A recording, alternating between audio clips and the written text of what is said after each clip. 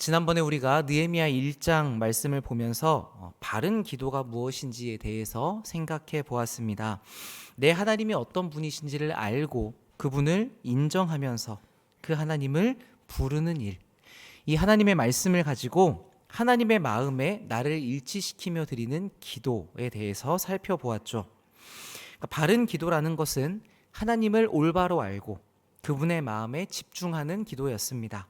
자, 오늘은 그런 기도를 드리는 사람이 어떤 자세를 가지게 되는지, 어떤 태도를 보이는지에 대해서 함께 보려고 합니다. 말씀을 나누면서 이곳에서 기도하고 있는 우리는 어떠한지, 그리고 기도 가운데 깊이 자신을 돌아보실 수 있기를 바랍니다. 하루는 제가 큰 교회에서 목회를 하시는 선배 목사님의 한 일화를 듣게 된 적이 있습니다. 아무래도 큰 교회에서 계시다 보면 이제 도움이 필요하다고 찾아오시는 사역자분들이 많은 것 같습니다.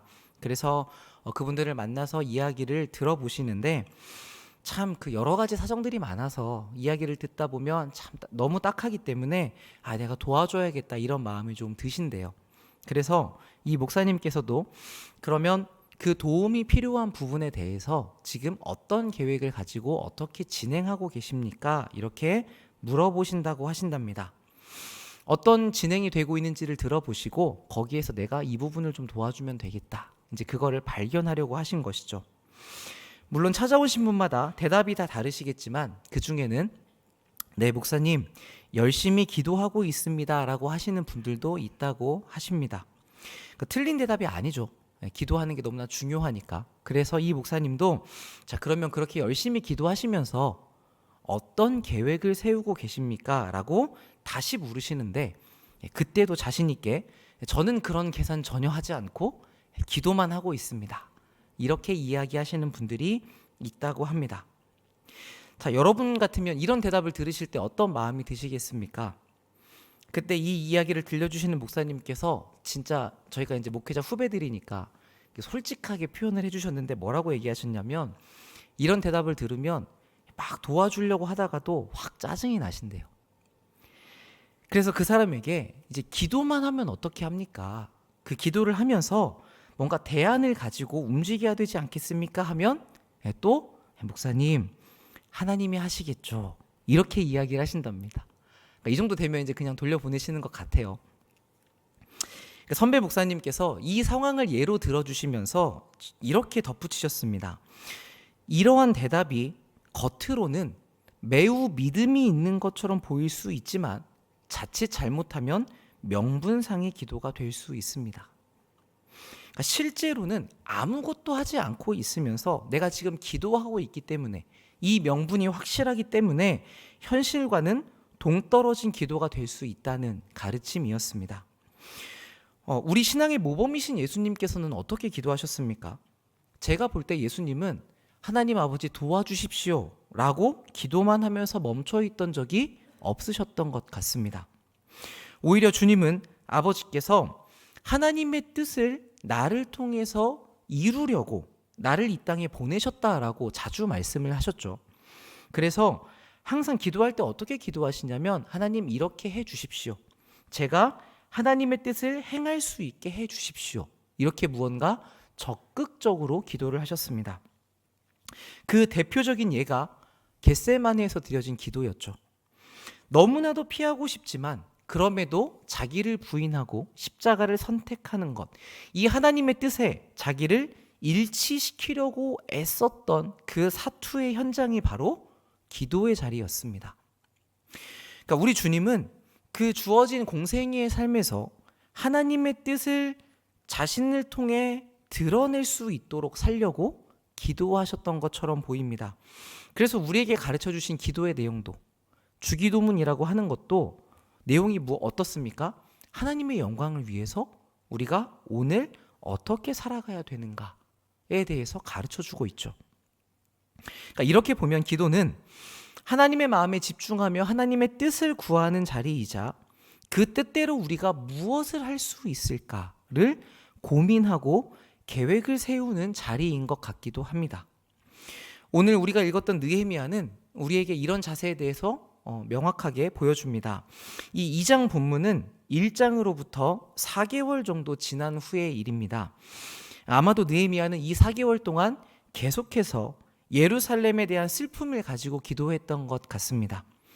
그 얼굴에 수심이 있었다는 것이 이 느헤미야의 마음을 보여주죠. 자, 그런데 이 하나님의 성을 향한 그 진심 때문에 느헤미야가 위기에 빠지게 됩니다. 잔치가 있던 어느 날 왕이 이제 느헤미야의 얼굴을 보고 너 얼굴색이 왜 이렇게 안 좋니? 이렇게 물은 것이죠. 자, 왕이 너 무슨 걱정이 있니? 또는 너 지금 병이 없는데 왜 얼굴이 안 좋아? 라고 물을 정도라고 한다면 우리는 야, 이 느헤미야가 왕이랑 정말 친분이 있었나 보다. 얼마나 친하면 그 사람의 상황을 물어봐 줄까? 이렇게 생각할 수 있지만 이 말을 듣고 느헤미야가 어떻게 느꼈다고 이야기합니까? 크게 두려워했다고 이야기를 하죠.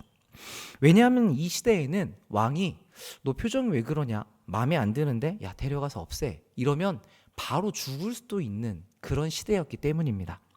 심지어 지금 여기에 등장하는 아닥사스다 왕은 왕위에 즉위한 뒤에 계속해서 반란이 일어나던 상황을 다 진압해 왔던 왕이었습니다. 그러니까 이 사람은 기본적으로 내 자리가 위협받고 있다는 두려움을 가지고 있었겠죠. 그래서 이 왕들이 크게 두려워하는 것 중에 하나가 무엇이었냐면 독살이었습니다. 어떤 병사를 이끌고 끌고 오는 건 대군으로 막을 수가 있는데 독살 같은 경우는 흔히 알아내기가 어렵거든요. 그래서 거기에 대해 되게 경계를 하고 있는데 자기에게 술을 따라주는 사람이 표정이 안 좋다고 한다면 왕이 의심해 볼 수 있겠죠. 얘가 아픈 것도 아닌데 왜 이렇게 긴장하지? 왜 이렇게 얼굴이 안 좋지? 라고 의심할 수 있는 겁니다. 그걸 알았기 때문에 느헤미야가 두려워했던 것 같습니다.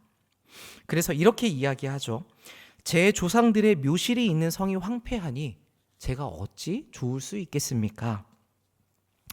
여기서 왜 갑자기 묘실이 등장하는가 하면 이 당시에 지금 이 왕이 다스리던 나라의 사람들은 조상의 묘실을 모시는 일을 매우 중요하게 여겼다고 합니다.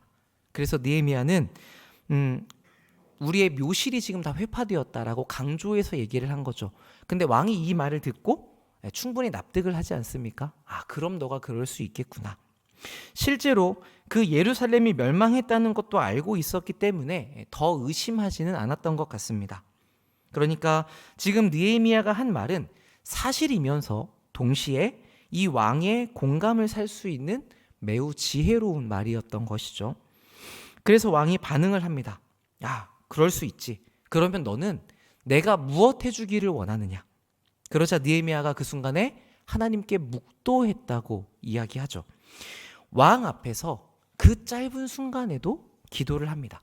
그러니까 여기서 우리가 알 수 있죠. 느헤미야는 다른 일을 할 때에도 다른 일상 중에도 이렇게 하나님께 짧게 기도하는 사람이었을 겁니다. 실제로 이 느헤미야서를 여러분 살펴보시면 느헤미야가 한 기도의 내용이 9번 정도 등장을 하는데 대부분은 그 기도가 일상에서 또 짧게 등장을 합니다. 모태신앙인 저는 예전에 어디에선가 이런 기도를 화살기도라고 한다고 들었던 기억이 납니다. 그러니까 급한 기도를 하나님께 이제 화살처럼 쏘아 보낸다라고 해서 그렇게 부르신 분이 있었던 것 같은데 명칭이 중요한 게 아니고 그렇게 짧게라도 하나님의 도우심을 구했다는 면에서 이 기도는 좋은 기도라는 생각이 듭니다.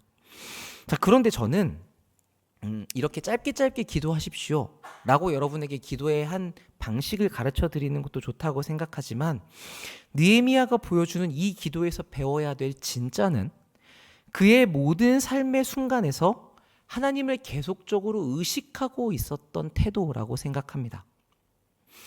그러니까 여러분 다 아시죠? 평소에 하나님에 대해서 계속 생각하지 않으면 어떤 문제가 터졌을 때 순간적으로 짧게 기도가 잘 나오지 않습니다.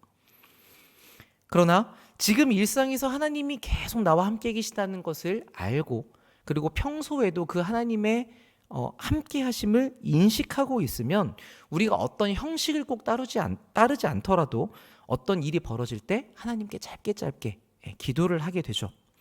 그렇기 때문에 우리는 나도 이런 식으로 뭔가 짧은 기도를 해야겠다라고 기도의 방식을 배워가시기보다 항상 하나님 앞에 있다는 것을 의식하며 살아야겠다. 하나님과 항상 연결된 삶을 살아야겠다. 이렇게 다짐하시는 것이 더 좋을 것 같습니다. 그러면 우리는 누가 기도하라고 이야기하지 않아도 그때마다 하나님을 찾고 구하게 될 거니까요.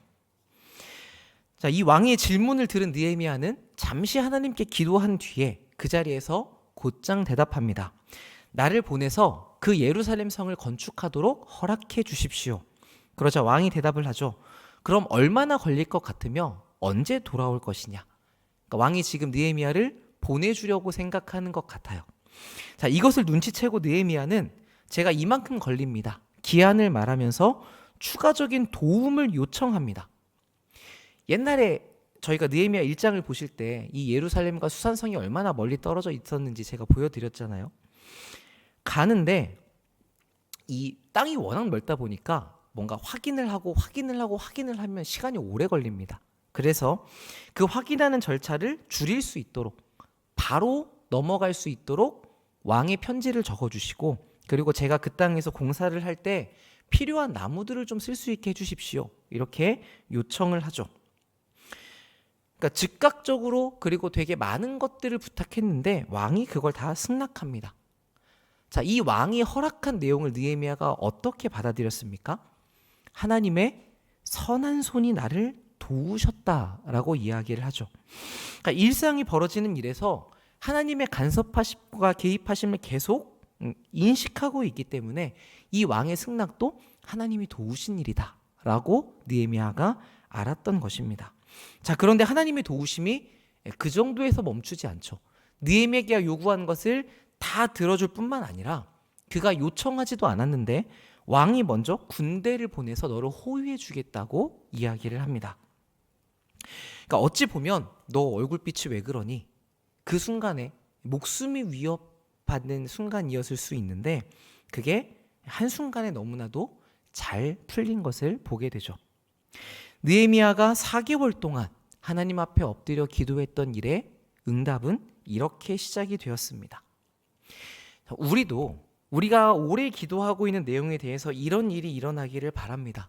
하나님께서 언젠가는 들어주시기를, 하나님께서 속히 해결해 주시기를 바라면서 며칠, 몇 주 또는 몇 년을 기도를 하죠.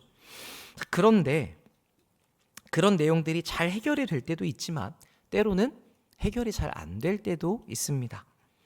그러면 우리는 점차 지치고 힘들어지면서 이 기도를 계속할 힘을 잃어버리게 되는 경우가 생깁니다. 자, 그런데 여러분, 우리가 여기서 한 가지만 더 생각을 해봅시다. 느헤미야가 정말 이 4개월 동안 하나님께 기도만 했을까요? 제가 청년들과 상담을 하다 보면 진학이나 취업 또는 결혼과 같은 인생의 큰 문제들을 가지고 이야기하게 되는 때가 있습니다. 그러면 저는 갖고 있는 목표가 무엇인지, 그걸 왜 하고 싶은지, 그렇게 하기 위해 어떤 준비를 해가는지 여러 가지를 묻습니다. 자, 그런데 이런 내용들을 물어보면 청년들이 어떻게 얘기하냐면 아직 안 알아봤습니다. 뭐 좋아하니? 잘 모르겠습니다. 야, 그러면 뭘 준비하고 있니? 특별히 하고 있는 게 없습니다. 그런데 기도는 하고 있습니다. 그러니까 하나님께서 길을 열어주시겠죠. 이렇게 대답할 때가 있어요. 그러니까 진짜 저도 너 진짜 믿음이 너무 좋다, 이렇게 얘기할 수밖에 없는 상황이 옵니다. 그때 제 마음이 어떻겠습니까? 속이 터지죠. 이걸 어디서부터 어떻게 시작해야 되나. 대학을 가겠다고 하면 어느 대학, 무슨 과를 가고 싶다, 이런 게 있어야 저도 도와줄 텐데 일단 뭐가 없어요. 그리고 있는 그림도 없습니다. 취업을 하려고 하면 내가 이런 방향의 일을 하고 싶고 어떤 회사를 가고 싶다가 있어야 그러면 거기에 맞춰서 자기소개서를 이렇게 써보자가 나오는데 뭔가 정해진 게 없기 때문에 무언가 도와주려고 해도 도울 수가 없는 거죠. 그래서 제가 하나씩 처음부터 다 설명을 해줍니다. 뭘 하고 싶은지, 어디를 가고 싶은지 일단 찾아와라. 못 찾아오면 같이 이렇게 이야기를 하면서 정해가죠. 그러면 이 친구들이 그때서야 이렇게 준비를 해야 되는 거군요 라고 깨달아갑니다. 그러니까 이 전까지는 무언가 스스로가 고민하고 생각하고 결정하고 어떻게 준비를 해가는 과정을 밟은 적이 별로 없었던 것이죠. 그래서 이런 과정들을 통해서 이제 배워가기 시작하는데 진짜 이게 한번 알려준다고 해서 안 되더라고요. 차근차근 하나씩 가르쳐 줘야 됩니다. 근데 이 과정을 제가 청년들과 함께 해가면서 야, 하나님 앞에서 나도 이런 모습일 수 있겠구나라는 생각이 들었습니다. 우리는 하나님께 어떤 문제에 대해서 해결해 달라고 울면서 기도하거든요. 그렇게 도와달라고는 하는데 그 상황에서 내가 무엇을 해 나가야 되는지에 대해서는 잘 생각하지 않습니다. 그저 하나님께서 도와주십시오. 하나님이 다 해결해 주십시오라고 이야기를 하는 경우가 많죠. 물론 그래도 우리 하나님은 너무 좋은 분이어서 진짜 해결을 해 주십니다. 그럴 때도 있습니다. 그런데 제가 생각해 보니까 그런 경우에도 이런 해결들은 어떤 고민을 하는 다른 사람을 통해서 이루어지는 경우가 많더라고요. 그러니까 예를 들면 우리가 누구와 다투고 나서 마음이 불편한데 저 사람과 관계 회복을 하면 좋겠다라고 하나님께서 그렇게 해달라고 기도하는 경우가 있습니다. 그러면 그렇게 기도를 하다 보면 어느 날 저 사람이 나에게 찾아와서 미안하다고 사과를 해요. 그리고 제가 그걸 받아주면서 관계가 나아집니다. 자, 그럼 우리는 어떻게 간증을 합니까? 내가 이 문제를 가지고 관계를 개선해달라고 하나님께 기도했더니 야, 하나님께서 이렇게 해결해 주셨어 라고 이야기를 하죠. 자, 그런데 사실 하나님이 어떻게 일하신 겁니까? 저 사람에게 야, 네가 찾아가서 먼저 미안하다고 얘기 좀 해라. 그 사람을 통해서 이 관계의 회복을 이루어 주신 거죠.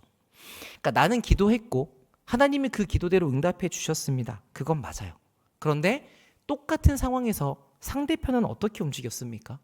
기도하면서 내가 어떻게 행하는 것이 하나님을 기쁘시게 하는가?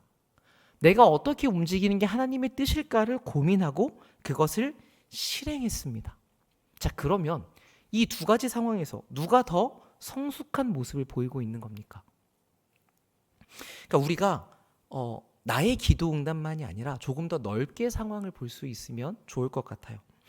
바른 기도에는 반드시 내가 하나님의 뜻을 따르겠다는 이 방향성과 그것을 이루기 위한 준비와 행함이 뒤따릅니다. 자, 느헤미야는 이 예루살렘을 위해서 슬피 울면서 하나님께 기도했습니다. 아무 생각 없이 느헤미야가 하나님 이거 어떻게 합니까? 하나님이 알아서 좀 해주십시오라고만 기도했다면 그는 아마도 오늘 왕이 물어봤을 때 하나도 대답할 수 없었을 것 같아요. 왕의 질문에 크게 두려워했다고 했으니까 일단 당황스럽지 않았겠습니까?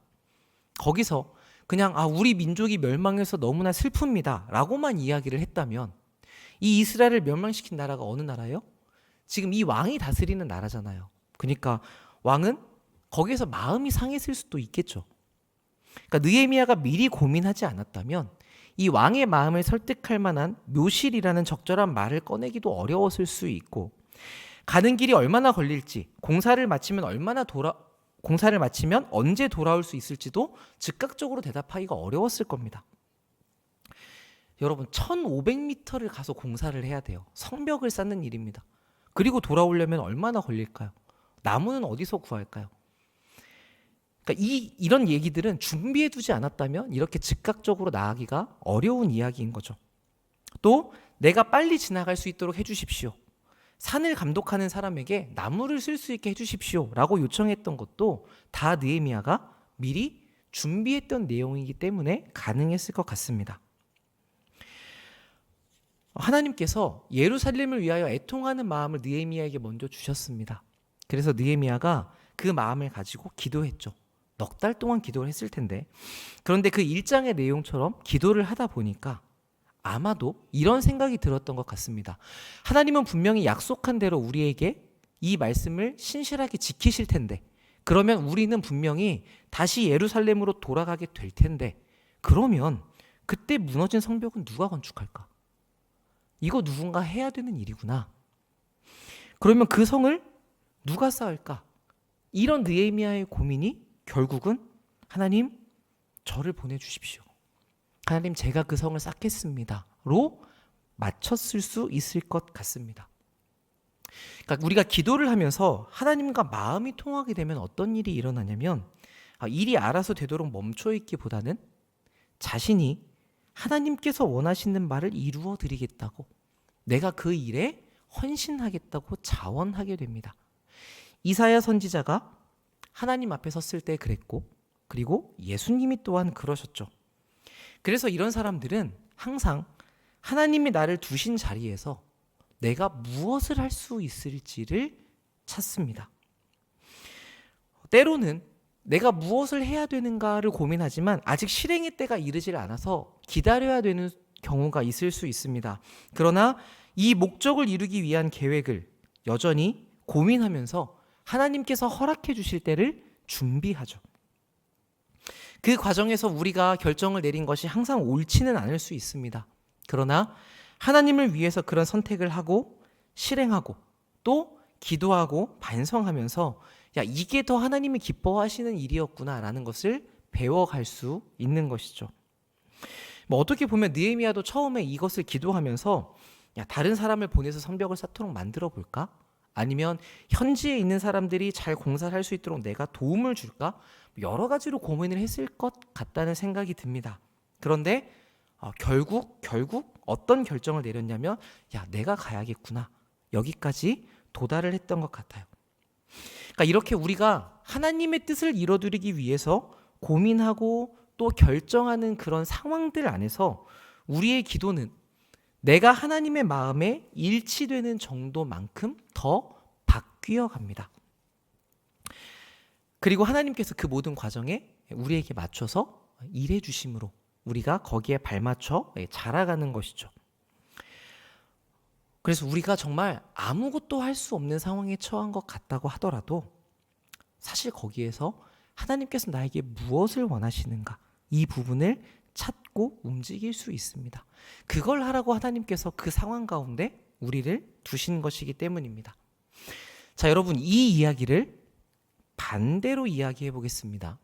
우리가 열심히 기도를 하지만 그 자리에서 하나님의 뜻을 따라 내가 무엇을 해야 하는가를 찾지 않고 구하지 않고 두드리지 않는 사람은 내가 진심으로 이 기도를 드리고 있는지를 살펴볼 필요가 있는 것이죠.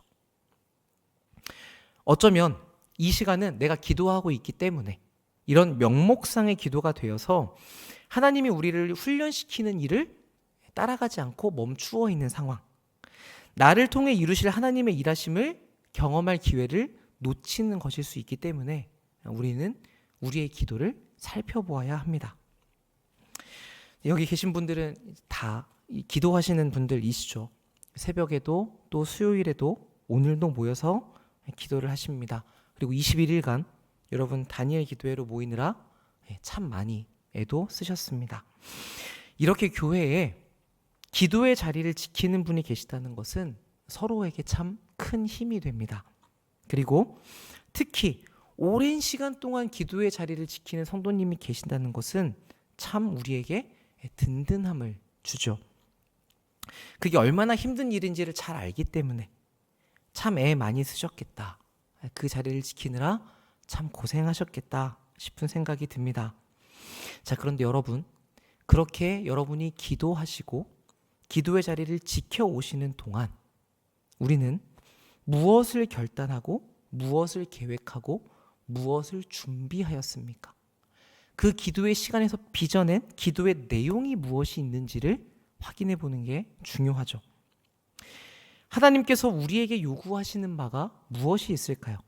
거창하고 대단한 것이 아니라 작은 것 한 가지, 순종하고 포기하고 사랑하는 일 같은 그런 우리가 배운 성경 말씀의 내용들 중에 어떤 것이 있습니까? 여러분이 드리는 기도는 나에게 필요한 무엇인가를 요청하는 기도가 많으십니까? 아니면 하나님의 뜻이 이것이기 때문에 나를 보내셨으니 내가 여기서 최선을 다할 수 있도록 도와주십시오 라고 하신 기도가 많으십니까? 여러분은 이 두 가지 중에 어떤 방향을 주로 따라서 기도하십니까? 여러분이 하나님께 드리는 모든 기도를 하나님께서는 전부 다 들으셨습니다. 그리고 가장 선한 응답으로 우리에게 갚아주셨습니다. 지금까지도 갚아주셨고 앞으로도 그렇게 하실 것입니다. 자, 그런데 그때 하나님께서 우리에게 달려갈 수 있는 기회를 열어주신다면 우리는 그 즉시 느헤미야처럼 이것 주시면 제가 바로 할 수 있습니다 라고 준비가 되어 있을까요? 지금보다 더 많은 봉사와 헌신과 열심을 가지고 일하시라는 말씀이 아닌 거 아시죠? 여러분이 기도하시는 가운데 하나님의 뜻이 무엇인가를 이해하시고 그것을 그 하나님의 나라를 이 땅에 펼쳐내고자 하는 마음이 있으신 것인지, 또 그걸 위해서 어떤 준비를 하고 계신가 하는 부분입니다.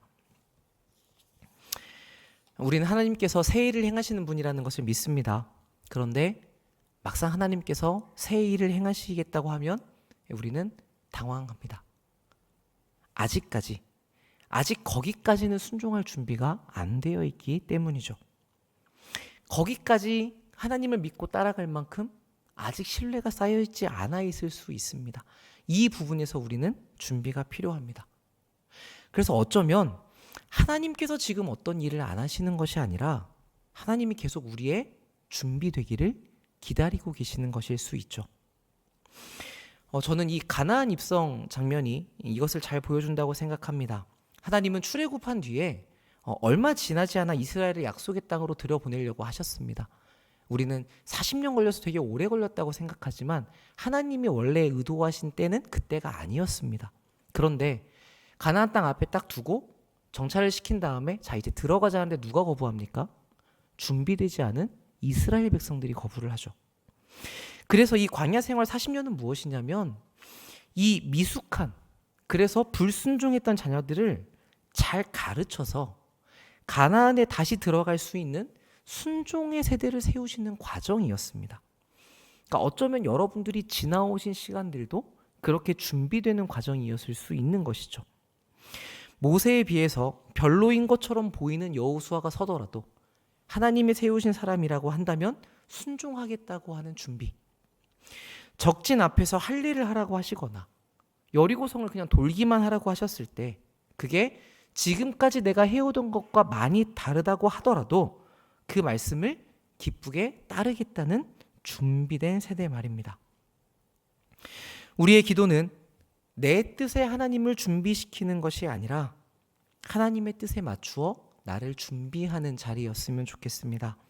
하나님께서 여러분에게 베풀어 주신 그 은혜와 사랑이라는 바탕 위에서 말입니다. 주님의 뜻을 밝히 배우고 알고 제가 그것을 행하기 위해 노력하겠습니다. 그렇게 순종하기 위해 고민하고 찾고 실행하겠습니다. 어떻게든 그렇게 몸부림쳐 보겠으니 주님의 마음을 시원하게 해드리는 우리들이 되게 하여 주시옵소서. 그렇게 적극적으로 하나님의 때를 기다리며 준비가 되어지시는 우리 모든 주님의 백성들 되시기를 예수님의 이름으로 축복합니다. 아멘. 제가 기도하겠습니다. 하나님 아버지 감사합니다. 3주간 우리에게 은혜의 시간을 베풀어 주심에 감사드립니다. 하나님의 말씀과 또 하나님의 살아계심과 하나님의 역사하심에 대하여서 우리가 많이 받고 많이 담았으니 이제는 그 담은 은혜들을 내 것으로 잘 소화할 수 있도록 은혜를 베풀어 주시옵소서.